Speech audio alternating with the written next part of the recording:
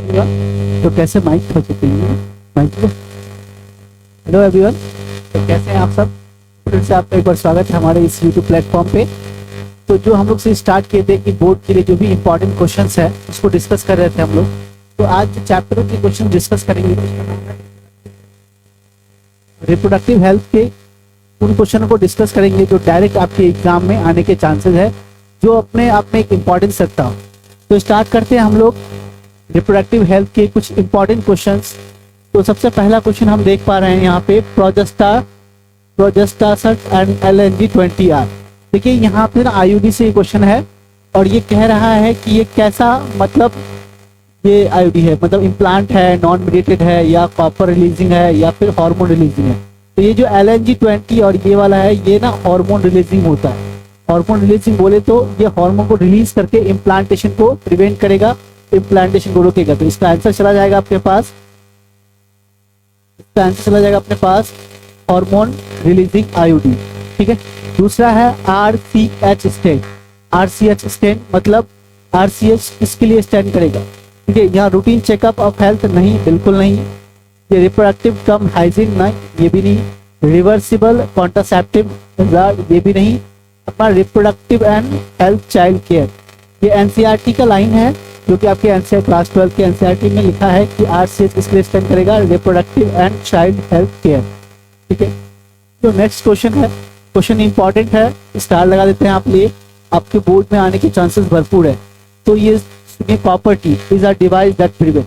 देखिए ये जो कॉपर टी है ना, ये कॉपर टी फीमेल के यूटेरस में नर्स या डॉक्टर सेट करते हैं और ये कॉपर हमें एक कॉपर आयन रिलीज करेगा जिससे फर्टिलाइजेशन को प्रिवेंट किया जा सकता है। तो ये फर्टिलाइजेशन को प्रिवेंट करेगा, कॉपर टी फर्टिलाइजेशन को रोकता है।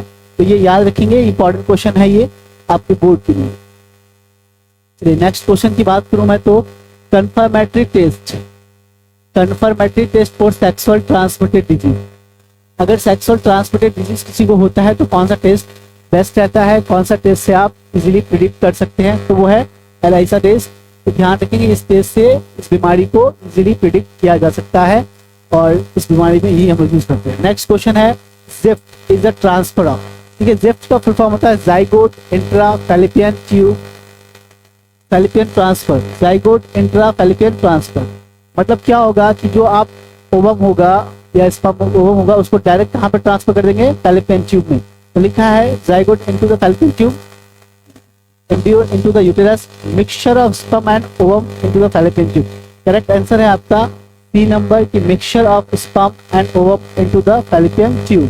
ठीक है। नेक्स्ट क्वेश्चन पे बात करें हम लोग, नेक्स्ट क्वेश्चन देखते हैं सहेली। सहेली इज एन। ठीक है। सहेली क्या होता है ये बात सुनिए पहले, सहेली होता क्या। Saheli oral contraceptive for females, surgical sterilization method for the females, diaphragm the female, surgical sterilization of female. ठीक है। सहेली एक पिल है जो फीमेल्स को वीकली लेना रहता है। अगर फीमेल प्रेगनेंसी को नहीं चाहता है या मेल या फीमेल, तो फीमेल को हर वीक में एक टैबलेट लेनी होती है जिसका नाम है सहेली। और ये ओरल कॉन्ट्रासेप्टिव फॉर फीमेल्स होता है। ये फीमेल्स वीक में एक बार एक टैबलेट खाते हैं तो इसको ओरल कॉन्ट्रासेप्टिव पिल्स बोलते हैं। नेक्स्ट क्वेश्चन है condom are one of the most popular contraceptive because of the following reason. क्या रीजन है जिसकी वजह से मोस्ट पॉपुलर है। पहला रीजन कि these help in the reducing the risk of STD। हाँ, ये आपके मतलब सेक्सुअल ट्रांसमिटेड डिजीज को रिस्क को क्या करता है, कम कर देता है। बात तो सही है, ये सेक्सुअली ट्रांसमिटेड डिजीज के रिस्क को कम कर देगा। दूसरा, they do not interfere with the coitus act. ये भी बात सही है कि ये क्वाइटस एक्ट में कोई इंटरफेयर नहीं करेगा। These are the effective barrier for insemination. ये बात भी सही है। तो मतलब कहने का मतलब क्या है कि ये जितनी सारी लाइन लिखी है सभी सही है, तो ऑल ऑफ दीज हो जाएगा।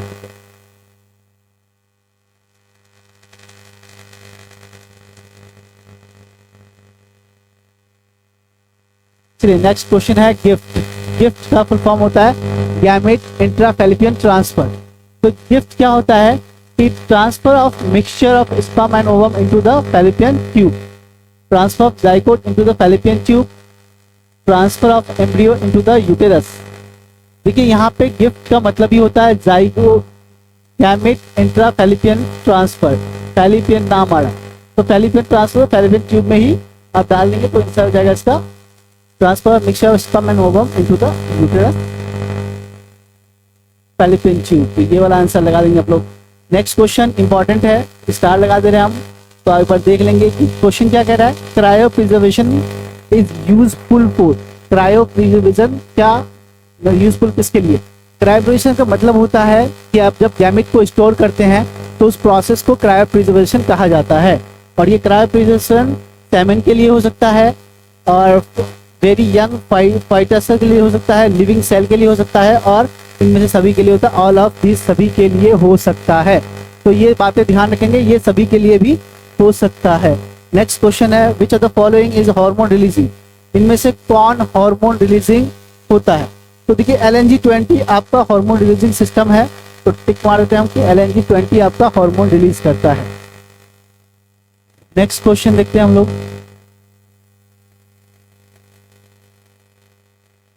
ठीक है, in which year MTP legalize in India, कब लीगलाइज किया गया इसको इंडिया में? 1971 में इसको ना लीगलाइज कर दिया था इंडियन गवर्नमेंट ने, 1971 में। Medical termination of pregnancy is safe up to, सीधा सीधा कहने का मतलब है कि ये मेडिकल टर्मिनेंसी ऑफ प्रेगनेंसी, इसको ना हम लोग शॉर्ट में बोल सकते हैं अबॉर्शन, कि अबॉर्शन कब तक सेफ है? तो ये 12 वीक तक सेफ है। कहने का मतलब 3 महीने तक सेफ होता है, 3 महीने तक अबॉर्शन किया जा सकता है। तो 12 वीक याद रखेंगे, 12 वीक तक ये सेफ होता है। नेक्स्ट क्वेश्चन है surgically when oviduct is remove या लेड विद द कॉल, अगर ओविडक्ट को कट करके अगर सर्जिकल ओविडक्ट को कट करते हैं और बांध देते, उस प्रोसेस को क्या बोलेंगे? तो उसको बोलते हैं हम ट्यूबेक्टोमी।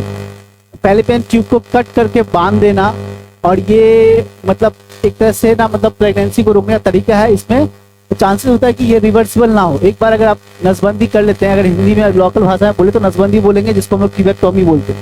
मादा नसबंदी, फीमेल नसबंदी बोल सकते हैं इसको हम लोग। अगर एक बार कोई नसबंदी कर लेता है तो दोबारा से फिर वो माँ बाप बनने के चांसेस ना के बराबर हो जाता है।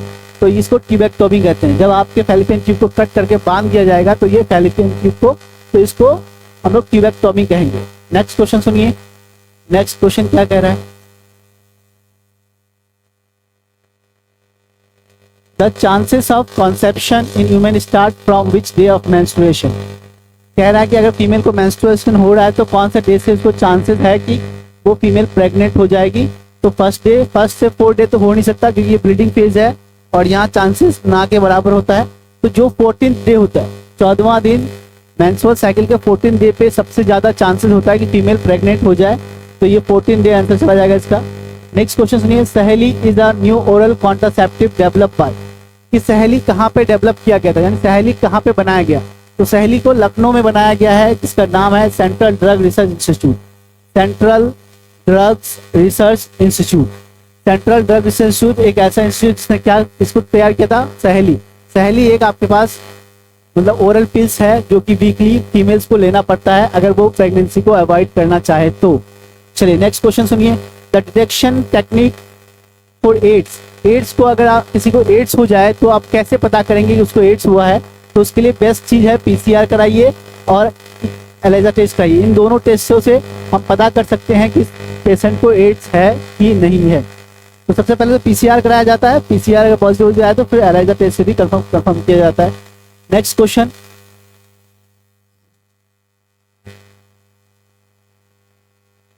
Which of the following are the all sexual transmitted disease? इनमें से कौन सभी सेक्सुअली ट्रांसमिटेड होते हैं? मतलब अगर दोनों पार्टनर में से किसी को भी अगर ये बीमारियां हो तो अगर अनप्रोटेक्टेड इंटरकोर्स किया जाए तो एक पर्सन से दूसरे पर्सन में चला जाएगा। देखते हैं पहले। हेपेटाइटिस बी चला जाएगा, एड्स चला जाएगा, हीमोफीलिया नहीं जाएगा क्योंकि ये जेनेटिकल डिजीज है। जेनेटिकल डिजीज है ये जेनेटिकल डिजीज है तो ये इंटरकोर्स से तो नहीं फैलेगा, खत्म कर सका। एड्स चला जाएगा, सिफिलिस चला जाएगा, कोलेरा नहीं जाएगा, ये बैक्टीरियल डिजीज है।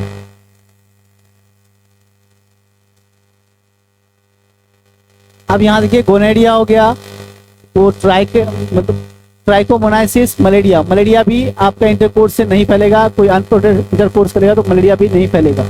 गोनेरिया फैल जाएगा, हेपेटाइटिस बी फैल जाएगा, क्लामाइडियोपस फैल जाएगा। तो मतलब ये वाला आंसर हो चला जाएगा, ये फैल जाएगा। नेक्स्ट क्वेश्चन देखते हैं हम लोग, क्वेश्चन नंबर 18। रिप्रोडक्टिव हेल्थ का क्या मानी है, क्या कहता है रिप्रोडक्टिव हेल्थ? क्योंकि बायोलॉजी के हिसाब से रिप्रोडक्टिव हेल्थ का मतलब होता है किसी भी पर्सन का फिजिकली, मेंटली, इमोशनली मतलब फिट होना। अगर कोई इंसान फिजिकली है, मेंटली है और इमोशनली फिट है तो उसको हम लोग रिप्रोडक्टिव हेल्थ कह सकते हैं। तो इनमें से देखिए, फिजिकल फिटनेस होना चाहिए, इमोशनल कॉम्पेटिबिलिटी ये भी होना चाहिए, बिहेवियर इंटर रिलेशनशिप ये भी होना चाहिए, ऑल ऑफ दीज। इसका आंसर क्या चला जाएगा? All of these. ठीक है, अब देखिए नेक्स्ट क्वेश्चन है, sexually transmitted disease is also called, sexually transmitted disease is also called venereal disease. ये ना आपको वेनेरल डिजीज के नाम से हम इसको जान सकते हैं। सेक्सुअली ट्रांसमिटेड डिजीज को हम लोग वेनेरल डिजीज के नाम से भी जानेंगे। ठीक है, surrogate mother is, surrogate mother is, surrogate mother का मतलब क्या होता है कि जब किसी भी जायगोट को हम या किसी भी बेबी को हम दूसरे फीमेल के बॉडी में डेवलप करवाते हैं या फिर उसको मतलब डेवलप करवाते हैं तो उस फीमेल को हम लोग सरोगेट मदर कहते हैं। इसमें होता क्या है कि जो गैमेट्स होते हैं वो ओरिजिनल पेरेंट्स के होते हैं, पर जो बेबी का डेवलपमेंट है वो किसी अदर के यूटेरस में होगा, तो उसको हम लोग बोलते हैं सरोगेट मदर। और mother with lactation, future mother with translation, carrying mother, artificial insemination females, mother without lactation. कहने का मतलब क्या है, ये माँ तो होगी पर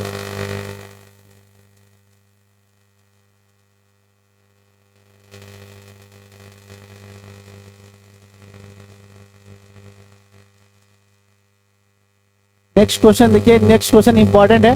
पहले यहाँ स्टार लगा देता हूँ मैं इस क्वेश्चन पे कि ये क्वेश्चन क्या है।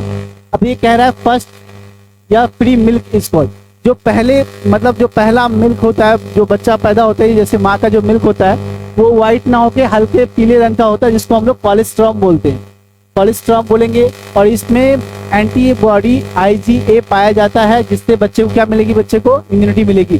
तो ये किसका आंसर क्या चला जाएगा इसका? IgA के कारण कोलेस्ट्रॉम। जो पहला दूध है माँ का उसको हम लोग कोलेस्ट्रॉम कहते हैं, क्योंकि इसमें ये पीले का ये इम्यूनिटी भी प्रोवाइड करता है बच्चे को इम्यूनिटी प्रोवाइड करेगा, बच्चा बीमारी से बचा खुचा रहेगा। ठीक है, नेक्स्ट क्वेश्चन है, failure of descent of testis in scrotum sac is called. देखिए, जब बच्चा माँ के पेट में होता है तो उसका टेस्टिस एब्डोमेन कैविटी में होता है। जब वो 7वें महीने का चला जाता है तो जो एब्डोमेन कैविटी है वहां से टेस्टिस मतलब नीचे आते हुए स्क्रॉटम सैक में आ जाता है। अगर मान लो ये प्रोसेस नहीं हो और ये प्रोसेस ना हो पाए तो इसको हम लोग बोलते हैं क्रिप्टोचिज्म। क्या बोलेंगे इसको हम लोग? क्रिप्टोचिज्म बोलेंगे, क्रिप्टोचिज्म। ठीक है, अब नेक्स्ट क्वेश्चन है, गोनेडिया इज अ, ठीक है, गोनेडिया बैक्टीरियल सेक्सुअली ट्रांसमिटेड डिजीज है। गोनेडिया एक बैक्टीरियल सेक्सुअली ट्रांसमिटेड डिजीज है, तो आंसर क्या हो जाएगा? Sexually transmitted disease. Sexually transmitted disease क्या है? गोनेडिया है। ठीक है, नेक्स्ट क्वेश्चन,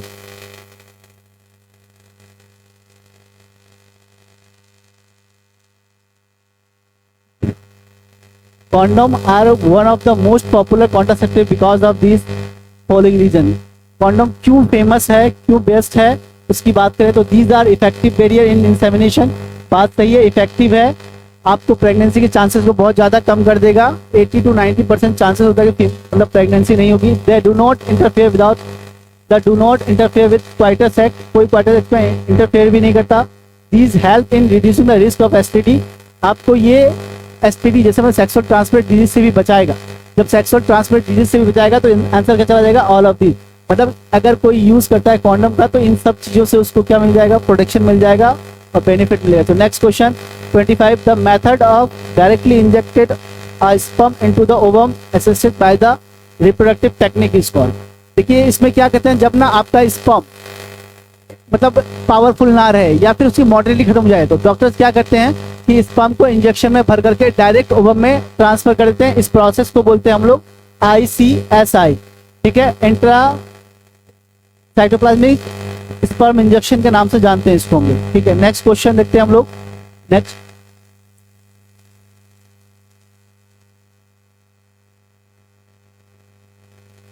कह रहा है what is the expansion of MTP। MTP का एक्सपेंशन क्या है, MTP का फुल फॉर्म क्या है? तो MTP का फुल फॉर्म होता है medical termination of pregnancy. MTP का फुल फॉर्म हो जाएगा medical termination of pregnancy. Medical termination of pregnancy इसका राइट आंसर हो जाएगा, आंसर नंबर सी। ठीक है, नेक्स्ट क्वेश्चन देखिए, what is the marriage age the female and male respectively in India. India में लड़का और लड़की की शादी की उम्र कितनी रखी गई है? तो लड़कियों की उम्र है 18 और लड़कों का 21। तो ये ध्यान रखेंगे, इंडिया में 18 और 21 का है। Next question,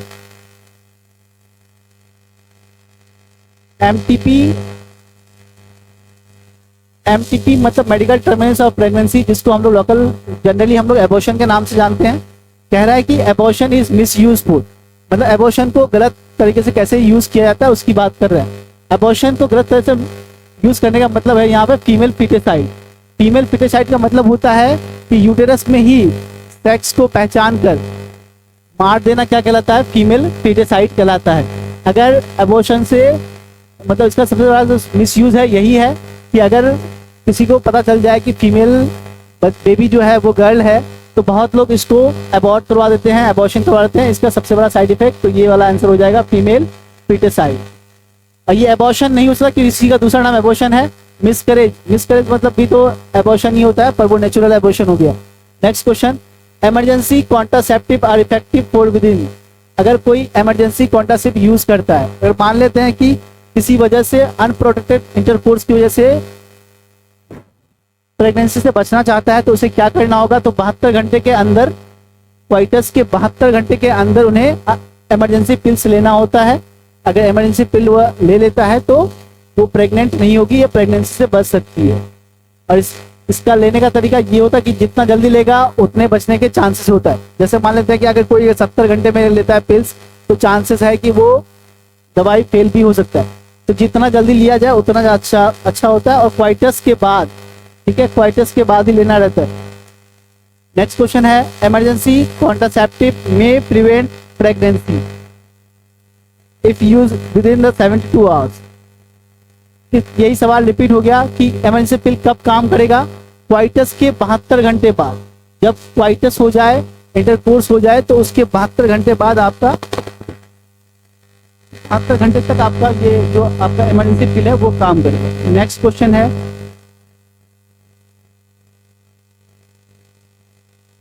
lactational amenorrhoea. देखिए, लैक्टेशनल एमनोरिया क्या होता है? जब कोई फीमेल या फिर जब कोई वुमेन डिलीवरी होता है उसका, तो उसके 6 महीने तक फीमेल प्रेग्नेंट नहीं हो सकती। और ये सबसे सेफेस्ट पीरियड माना जाता है नेचुरल बर्थ कंट्रोल का। इसमें मतलब फीमेल मैक्सिमम 6 मंथ तक कंसीव नहीं कर सकती। तो लैक्टेशनल एमनोरिया प्रिवेंट कॉन्सेप्शन मतलब होता है ना ठहरना, ठीक है। तो अप टू कितना मंथ तक? अप टू 6 मंथ। अप टू 6 मंथ फीमेल 6 महीने तक प्रेग्नेंट दोबारा नहीं हो सकती। और ये लैक्टेशनल एमनोरिया की खास बात है। और ये नेचुरल बर्थ कंट्रोल का भी मेथड है, जो कि बहुत ज़्यादा मतलब इंपॉर्टेंस रखता है। नेक्स्ट क्वेश्चन है 32, एंड आईयूडीज इज। आईयूडीज कौन है इसमें? तो आईयूडीज में कॉपर टी आईयूडीज कहता है। कॉपर टी हो गया, कॉपर 7 हो गया, मल्टीलोड 375 हो गया, LNG 20 हो गया, इस सब ये आईयूडी कहलाता है। In India the family planning programme officially start with. Star लगाएंगे आप लोग, ये आपके बोर्ड में भी आने के चांसेस है भरपूर, तो स्टार लगाने के पहले कि इंडिया में फैमिली प्लानिंग कब स्टार्ट हुआ था? तो 1951 में। तो आप ध्यान रखेंगे, जो आपका फैमिली प्लानिंग इंडिया में स्टार्ट हुआ था 1951 में। और इस फैमिली प्लानिंग का जो नारा था वो था, हम दो हमारे दो। नेक्स्ट क्वेश्चन 34 नंबर क्वेश्चन कह रहा है हमसे कि deficiency of vitamin E brings to. अगर मान लेते हैं कि आपके बॉडी में या स्पर्म में डेफिशिएंसी हो रहा है विटामिन ई का, तो वो स्पर्म फर्टिलाइज नहीं कर पाएगा। जब फर्टिलाइज नहीं कर पाएगा तो फिर वो जो कपल है वो एक नए यंग वन को प्रोड्यूस नहीं कर सकता, यानी बच्चे पैदा नहीं कर सकता। इसको इम्पोर्टेंसी कहते हैं। इम्पोर्टेंसी मतलब बच्चे ना पैदा होना। अगर किसी के मतलब विटामिन ई की कमी हो जाए तो वो इम्पोर्टेंसी में चला जाएगा, मतलब वो बच्चे पैदा नहीं कर सकता, ठीक है। नेक्स्ट क्वेश्चन है, artificial insemination mean. Artificial insemination, ठीक है। आर्टिफिशियल इंसेमिनेशन मतलब क्या होता है? जब artificial introduce a sperm of a healthy donor into the vagina, introduce a sperm of healthy donor directly into the ovary, transfer of sperm of husband to the test tube containing ovum ना। ठीक है, सबसे पहला वाला answer ज़्यादा correct है।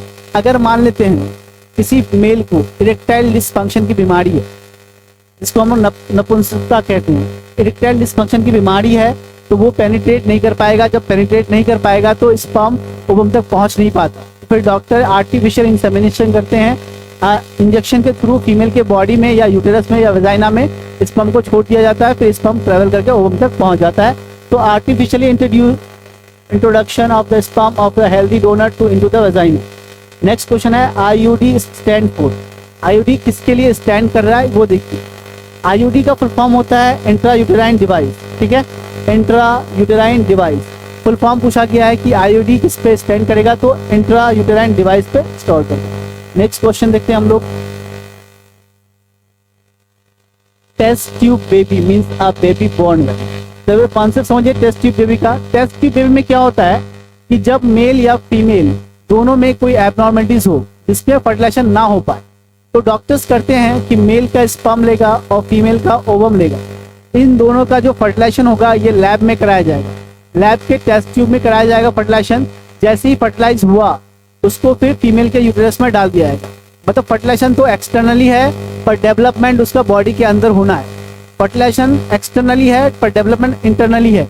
तो अब देखते हैं क्या लिखा है। It develop from the non fertilized ना, it develop a test tube baby, it develop through the tissue culture method, the ovum is fertilized externally and after the implantation in uterus. Correct answer क्या हो जाएगा कि the ovum is fertilized externally. मतलब fertilization कहाँ पे हुआ, lab में।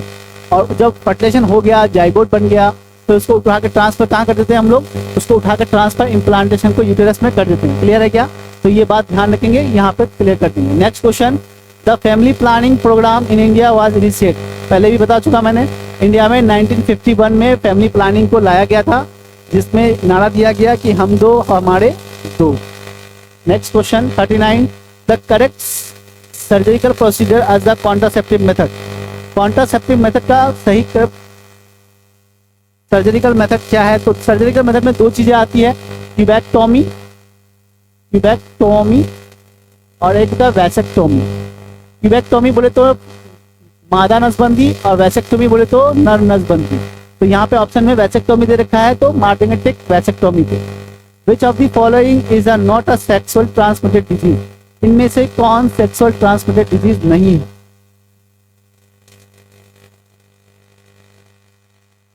Which of the following is not a sexually transmitted disease? कौन नहीं है? देखिए, ट्राइकोमोनासिस सेक्सुअली ट्रांसमिटेड डिजीज है, ये सेक्सुअली ट्रांसमिटेड डिजीज है। ये हेपेटाइटिस, ये भी सेक्सुअली ट्रांसमिट हो जाएगा। क्लाइमाइडियासिस, ये भी हो जाएगा। और ये लोएसिस, ये नहीं होता है, तो ये ध्यान रखेंगे। इसका आंसर चला जाएगा डी नंबर। अब अगर हम बात करें द मोस्ट कॉमन बैक्टीरिया, लिख रहा है कि the most common bacteria sexually transmitted disease. कौन सा ऐसा कॉमन बैक्टीरिया डिजीज जिससे बीमारी होती है, कॉमन है, तो नाम है उसका क्लाइमाइडिया। तो याद रखेंगे, क्लाइमाइडिया एक ऐसी बीमारी है जो कि बैक्टीरिया के द्वारा होता है और ये सेक्सुअली ट्रांसफर होता है। मतलब अनप्रोटेक्टेड इंटरकोर्स के दौरान ये बीमारी एक दूसरे से ट्रांसफर हो जाती है। नेक्स्ट और लास्ट क्वेश्चन है इस टॉपिक का, विच of the following is a of the second trimester.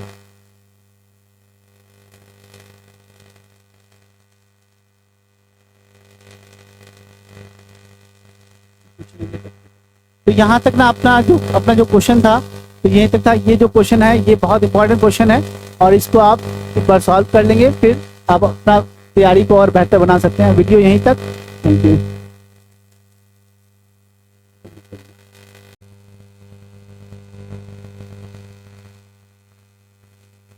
Hello प्यारे बच्चों, फिर से एक बार स्वागत है हमारे इस यूट्यूब प्लेटफॉर्म पे।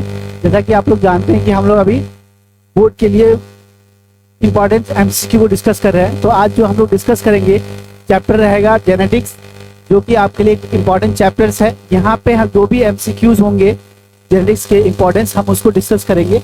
तो आइए स्टार्ट करते हैं हम लोग अपना पहला क्वेश्चन, जिसका नाम है a polygenic inheritance in human beings is. Polygenic inheritance का एग्जाम्पल कौन है, ये पूछ रहा है। तो ये जो एग्जाम्पल है पॉलीजेनिक इनहेरिटेंस का, वो है स्किन कलर। ये जो आप इंसानों का स्किन कलर होता है, ये पॉलीजेनिक इनहेरिटेंस का एग्जांपल होता है। नेक्स्ट क्वेश्चन देखिए, haemophilia a human disease is caused bye. कह रहा है हीमोफीलिया, जो कि मेल्स में देखने को ज़्यादा मिलता है, और ये एक ऐसी बीमारी है जिसमें ब्लड क्लॉटिंग फैक्टर 8 के एब्सेंट होने के कारण होता है। तो ये जो हीमोफीलिया है ये म्यूटेशन हो जाता है जीन में। जब जीन में म्यूटेशन हो जाता है तो ये बीमारी होती है। तो म्यूटेन जीन कहते हैं, इसका कह सकते हैं हम लोग, ये म्यूटेन जीन की वजह से ही हो पाता है। नेक्स्ट क्वेश्चन है the functional unit of mutation is, क्या कहते हैं कि फंक्शनल जीन कौन है म्यूटेशन का? तो फंक्शनल जीन ऑफ म्यूटेशन का है muton. Muton is a functional gene of the mutation. तो ये बात ध्यान रखेंगे कि जो म्यूटेशन होता है उसका जो यूनिट कहलाएगा वो म्यूटेन कहलाएगा। ठीक है, नेक्स्ट क्वेश्चन की बात करूं, a dihybrid condition. A dihybrid condition is, dihybrid condition किसको कहेंगे एक्चुअल में? देखिए, दो कैरेक्टर होना चाहिए और दोनों हेटेरोजाइगस कंडीशन में। जैसे वहां क्या लिया है, एक टी होना चाहिए कैपिटल स्मॉल, एक आर एक आर। देखेंगे ये भी हेटेरोजाइगस और ये भी हेटेरोजाइगस, और दो कैरेक्टर हो गया तो बोल देंगे डायहाइब्रिड कंडीशन के लिए ये क्या कहलाएगा बच्चे लोगों? तो इस तरह का आंसर देखेंगे, ढूंढेंगे हम लोग डी नंबर में कि हेटेरोजाइगस कंडीशन है, एक capital T small T capital R small R. तो ये एक्चुअल में डायहाइब्रिड मतलब डायहाइब्रिड कंडीशन को दिखाता है या शो करता है। चलिए नेक्स्ट क्वेश्चन की बात करूं मैं तो ZZ type of sex determination in cell. जैसे मेल्स में क्या होता है, ह्यूमंस में अगर XX है तो फीमेल, अगर XY है तो मेल। उसी तरह बर्ड्स में क्या होता है कि ZZ और ZW इंडिकेट करेगा बर्ड के सेक्स डिटरमिनेशन को। तो यहाँ पे हमें ढूंढना है कि बर्ड्स कौन है भाई, ये बर्ड्स का सेक्स डिटरमिनेशन है। ठीक है, बर्ड्स में ZZ और ZW होता है, ZZ और ZW बर्ड्स का है भाई, तो बर्ड्स ढूंढो। ये कॉकरोच, ये इंसेक्ट है, तो ये तो हो नहीं सकता, ये इंसेक्ट हो गया। ये पीकॉक बर्ड्स है, ठीक है, पीकॉक बर्ड हो गया। प्लेटिपस मैमल्स है, तो ये तो हो नहीं सकता। स्नेल, ये तो ऑक्टोपस हो गया, ये सॉरी मोलस्का हो गया, तो ये तो हो नहीं सकता। आंसर क्या हो जाएगा बच्चे लोगों? बर्ड्स। तो बर्ड्स में आपको ZZ ZW टाइप का सेक्स डिटरमिनेशन देखने को मिल जाता है। क्लियर है क्या? चलिए आगे बढ़ते हैं, हम लोग आगे बढ़ते हैं और यहाँ पे अपना क्वेश्चन आता है कि how many types of gametes, how many types of gametes may be produced by the genotype DVEF। ठीक है, how many types of gametes, how many types of gametes may be produced by the genotype DVEF। मतलब 3 हो गया यहाँ पे, n का value 3 हो गया क्योंकि 3 होमोजाइगस कंडीशन, हेटेरोजाइगस कंडीशन, एक ये, दूसरा ये और तीसरा ये 3 हो गया। तो n का वैल्यू क्या हो गया अपने पास? n का वैल्यू 3 हो गया। ठीक है, n का वैल्यू 3 हो गया। तो how many types of gamete, gamete का फॉर्मूला क्या था? 2 की पावर n, और यहाँ पे n का वैल्यू कितना है बच्चे लोगों? 3। तो कितना हो जाएगा? 2 मल्टीप्लाई बाई 2 इंटू 2, 4 2 8। तो ये आंसर क्या हो जाएगा इसका? 8 आंसर हो जाएगा। क्लियर है क्या? चलिए नेक्स्ट क्वेश्चन है कि ratio of complementary gene is, ratio of complementary gene is क्या हो जाएगा बच्चे लोगों? कि कॉम्प्लीमेंट्री जीन का जो रेशियो होता है वो 9:7 होता है। याद रखना है बच्चे लोगों की कॉम्प्लीमेंट्री जो जीन होते हैं उनका रेशियो 9:7 देखने को मिल जाएगा। चलिए नेक्स्ट क्वेश्चन है कि the process of mating, the process of mating between closely relative individual. अगर ज्यादा क्लोजली रिलेटिव इंडिविजुअल में ब्रीडिंग हो जाए तो होता क्या है? इनब्रीडिंग डिप्रेशन नाम का एक कंडीशन आ जाता है, क्योंकि वहां पे जो रेसेसिव एलीज होते हैं ना वो मतलब सो जाते हैं। तो कहने का मतलब क्या है? इनब्रीडिंग डिप्रेशन देखने को मिलेगा। तो इनब्रीडिंग कहाँ पे है? बी नंबर में है, तो बी नंबर में इनब्रीडिंग डिप्रेशन कह सकते हैं हम। चलिए next question, ZZ type of sex determination is seen in, कहाँ पे देखने को मिलेगा ZZ type of sex determination? तो हम लोग अभी बात कर रहे थे बर्ड्स में देखने को मिलेगा। तो बर्ड्स अपने पास कौन है यहाँ पे? पीकॉक, पीकॉक अपना बर्ड्स है, तो इसका आंसर क्या हो जाएगा बच्चे लोगों? Peacock is the right answer. Next question, next question है द मोनोहाइब्रिड जीनोटाइपिक रेशियो। कह रहा है बच्चों कि द मोनोहाइब्रिड जीनोटाइपिक रेशियो क्या होगा? तो जो मोनोहाइब्रिड जीनोटाइपिक रेशियो होता है वो 3:1 होता है। तो ये बहुत सिंपल क्वेश्चन उसमें है कि जीनोटाइपिक रेशियो मोनोहाइब्रिड क्या होगा? 3:1। ओ सच यार, यहाँ तो जीनोटाइपिक रेशियो पूछा है, 3:1 ना होकर के क्या हो जाएगा बच्चे लोगों? 1:2:1, क्योंकि सब फिनोटाइपिक रेशियो 3:1 होता है। जो मोनोहाइब्रिड क्रॉस है उसका फिनोटाइपिक रेशियो 3:1 और जीनोटाइपिक रेशियो होता है 1:2:1। तो सिंपल सा बात समझेंगे आप कि जो फिनोटाइपिक रेशियो है 3:1 और जीनोटाइपिक रेशियो क्या हो जाएगा? 1:2:1। क्लियर? ध्यान रखिए। Marriage between close relative should be avoid because it includes more. देखिए क्या कह रहा है कि ज्यादा क्लोजली रिलेटिव में शादी या फिर इंटरब्रीडिंग, यहाँ क्या कह रहा है, मैरिज नहीं करा सकते हैं। क्यों? क्योंकि ना जो रेसेसिव एलील्स होते हैं ना वो एक साथ आ जाते हैं, और रिलेसिव एलील के एक साथ आने के कारण आपको इनब्रीडिंग डिप्रेशन, मतलब कहने का मतलब ये है कि अगर लगातार अगर मैरिज अगर क्लोज रिलेटिव में होने लगा तो होगा एक टाइम के बाद ना वो कपल्स को ना बच्चे नहीं होंगे, जिसको हम लोग इनब्रीडिंग डिप्रेशन नाम देते। क्या कहा मैंने कि अगर क्लोज रिलेटिव के साथ ज्यादा शादियां होती है, मतलब एक के बाद एक क्या 4-5 जनरेशन के बाद टाइम ऐसा आएगा कि जो आपका जो कपल्स होंगे जो मतलब वो बच्चे प्रोड्यूस नहीं कर सकते, उनके बच्चे नहीं हो सकते, इसको इनब्रीडिंग डिप्रेशन कहते हैं। और ये ऐसा क्यों होता है? क्योंकि recessive alleles to come together, यहाँ पे रेसेसिव एलील क्या हो जाते हैं, एक साथ आ जाते हैं, जिसके कारण ये वाली चीजें देखने को मिलती है। नेक्स्ट क्वेश्चन की बात करूं मैं तो pleiotropy is a condition in which a single gene. Pleiotropy क्या होता है बच्चे लोगों? सिंगल जीन, मान लो ये सिंगल जीन है कोई, ये ना बहुत सारे कैरेक्टर को कंट्रोल कर रहा है। मान लीजिए हाइट को कर रहा है, ये हाइट को कर दिया, ये मान लीजिए आप कलर को कर लिया, किसी को भी कर रहा है। एक जीन है बहुत सारा चीजों को कंट्रोल, साइज को कर लिया, एक जीन बहुत सारी चीजों को कंट्रोल कर रहा है, इसको हम लोग प्लियोट्रॉपिक जीन कहते हैं। लिखा है pleiotropic is a condition in which a single gene control only one phenotype, ना control more than one phenotype, control any phenotype one the more phenotype. कहने का मतलब एक से ज्यादा फिनोटाइप को कंट्रोल करता है हमारा pleiotropic gene. Clear? Next question, question अपने पास 55 नंबर सामने आके खड़ा है। क्या कह रहा है 55 नंबर क्वेश्चन? वो देख, क्वेश्चन कह रहा है person having genotypes, person having genotype IA-IB, मतलब क्या है यहाँ पे IA भी है और IB भी है। Would show the blood group as AB, ये ब्लड ग्रुप AB को शो कर रहा है। क्लियर? दिस बिकॉज ऑफ, देखिए इसमें ना A वाला भी अपना दिखा रहा, B वाला भी, ये दोनों एक साथ अपना, दोनों जीन अपना एक साथ मतलब असर शो कर रहा है, डोमिनेंस को शो कर रहा है, दोनों एक साथ आ रहा है। तो ये किसका एग्जांपल हो जाएगा बच्चे लोगों? को डोमिनेंस का एग्जांपल हो जाएगा, ये को डोमिनेंस कहलाता है, ये को डोमिनेंस। आंसर नंबर बी, ठीक है? तो ध्यान रखेंगे ये आंसर नंबर बी इसका हो जाएगा। देखिए यहाँ पे लिखा है फर्स्ट जेनेटिक्स या genetics of father of genetics, Mendel को बोलते हैं बच्चे लोगों, सब बच्चे जानते होंगे कि जो जेनेटिक्स है उसका फादर मेंडल को कहा गया। ये बच्चा जानता है, आप भी जान जाइए कि फादर ऑफ जेनेटिक्स इसको कहते हैं, मेंडल को कहते हैं। खत्म किस्सा। अब आप देखिएगा, पूछ देगा कि फादर ऑफ मॉडर्न जेनेटिक्स कौन है, तो बैटसन है। ठीक है, तो ये सब बातें ध्यान रखेंगे आप लोग। फादर ऑफ एक्सपेरिमेंटल जेनेटिक्स तो वो मॉर्गन है। और यहाँ पे लिखा है who propose the chromosomal theory, ये 2024 में पूछा गया सवाल है कि 24 में पूछा था कि who propose the chromosomal theory. तो इस chromosomal theory Sutton and Boveri ने दिया था, याद रखेंगे आप, सडन एंड बोवेरी ने प्रपोज किया क्रोमोसोमल थ्योरी को। क्लियर है क्या? चलिए, which of the following is the example of pleiotropy, कौन एग्जांपल है प्लियोट्रॉपी का? प्लियोट्रॉपी मैंने अभी आपको बता के लाया कि ऐसा जीन जो एक से ज्यादा इसको कंट्रोल करे बच्चे लोगों, एक से ज्यादा फिनोटाइप को कंट्रोल करे। तो इसका बेस्ट एग्जांपल होता है sickle cell anaemia. Sickle cell anaemia is the example of pleiotropic gene and also example of point mutation. ठीक है, दोनों बात ध्यान रखेंगे, दोनों आपके एग्जाम में आने के चांसेस है कि भाई ये पॉइंट म्यूटेशन का भी एग्जांपल है और ये आपका प्लियोट्रॉपिक जीन का भी एग्जांपल है। दोनों बातें ख्याल रखें। चलिए नेक्स्ट बढ़ते हैं हम लोग आगे। अपना आगे है sickle cell anaemia is, sickle cell anaemia is. अब देखो सिकल सेल एनीमिया ऑटोसोमल होता है या सेक्स लिंक्ड होता है, तो ये आप ध्यान रखेंगे, ये तो रिसेसिव है, एक्स लिंक्ड रिसेसिव डिजीज है। ठीक है, चलिए next question, how many combination of gametes will be produced by the organism with the genotype. देखिए गैमेट्स का फॉर्मूला होता है 2 to the power n।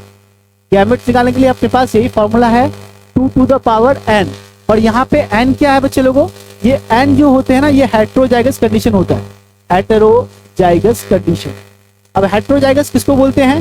जिसमें एक कैपिटल हो और एक स्मॉल हो, एक कैपिटल और एक इस तरह का, एक कैपिटल हो और एक स्मॉल हो। अब ढूंढेंगे यहाँ पे, देखो एक कैपिटल एक स्मॉल, एक हो गया, ये दोनों कैपिटल है तो ये नहीं हो सकता, ये एक कैपिटल एक स्मॉल, मतलब यहाँ पे n की वैल्यू कितना आ जाएगा? 2 आ रहा है। देखो एक कैपिटल एक स्मॉल, एक कैपिटल एक स्मॉल, 2 आ रहा है, तो 2 to the power 2 हो जाएगा। कितना आ जाएगा अपने पास? 4। ठीक है, 2 to the power 4। अब next question, in Mendel experiment, अगर मेंडल के experiment the ratio 3:1 the Mendel experiment the ratio 3:1 is known as 3:1 monohybrid cross का या डायहाइब्रिड क्रॉस का, तो ये कौन सा क्रॉस कहा जाएगा बच्चों? ये मोनोहाइब्रिड क्रॉस रेशियो हो जाएगा, मोनोहाइब्रिड रेशियो। तो आंसर क्या चला जाएगा अपने पास? मोनोहाइब्रिड रेशियो, ये वाला चला जाएगा। क्लियर? चलिए नेक्स्ट क्वेश्चन की मैं बात करूं तो